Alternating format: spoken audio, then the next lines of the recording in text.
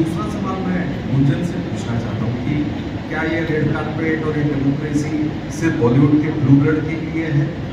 क्योंकि OTT भी शुरुआत में यही थॉट से आया था कि cinema detect any content which does not originate from the copyright owner and they are explicitly taken down. So this is a constant journey for all copyright content, not just for the film industry.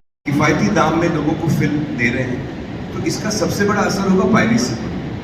देखिए बहुत सारे लोग जो है ना वो piracy इसलिए करते हैं, किसी आदमी को चोरी नहीं करनी, हर आदमी चाहता है कि मैं अच्छा इंसान हूँ, किसी को चोरी नहीं करनी। लेकिन होता क्या है कि बहुत वक्त से हमारी फिल्में पहुंच नहीं पा रही थी, हम किस तरह पहुंचे लोगों तक, इतने बड़ा देश है ये।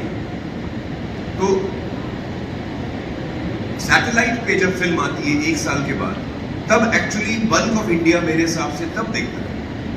लेकिन उसमें आप एड्स देखते हैं साथ में, तो एक जो क्लीन एक्सपीरियंस होता है फिल्म देखने का कि आपने फिल्म शुरू की और आखिर तक आप विदाउट डिस्टर्बेंस देख पाते हैं, तो वो एक ऑन डिमांड पे पर व्यू मॉडल में मुमकिन है।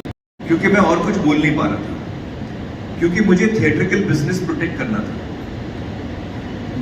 मेरी शुरुआत हुई है सिनेमा से और मैं सिनेमा से थिएटर से बहुत लॉयल हूँ, तो हमेशा मेरी कोशिश रहेगी कि थिएट्रिकल बिजनेस को मैं प्रोटेक्ट करूँ। तो मैं चाह रहा था कि जब हम पहली दफ़ा ये एक्सपेरिमेंट कर रहे हैं तो हम लोग उस वक्त थिएटर को पूरी तरह प्रोटेक्ट करें।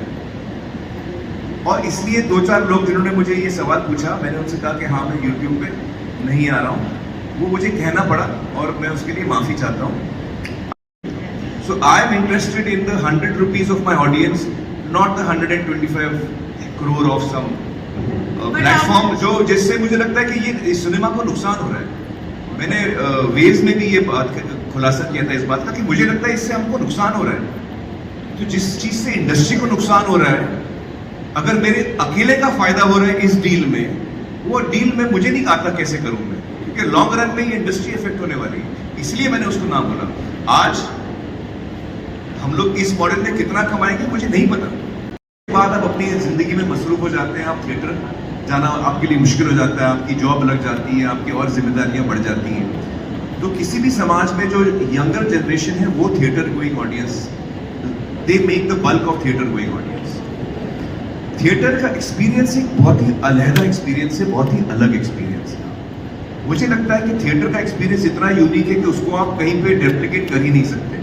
तो जो इंसान फिल्म थिएटर में देखना चाह रहा है वो थिएटर में ही देखेगा। जिस आदमी को लगता है कि वो चीज या तो थिएटर मेरे नजदीक नहीं है, हमारे पास है ही कितने थिएटर, तो इतनी कम थिएटर है हमारे पास कि आप पूरे देश तो पहुंच भी नहीं सकते थिएटरों से, तो फिर आप कैसे पहुंचोगे वहां और कब पहुंचोगे वहां? तो कोई तो हमको एक मीडियम निकालना पड़ेगा।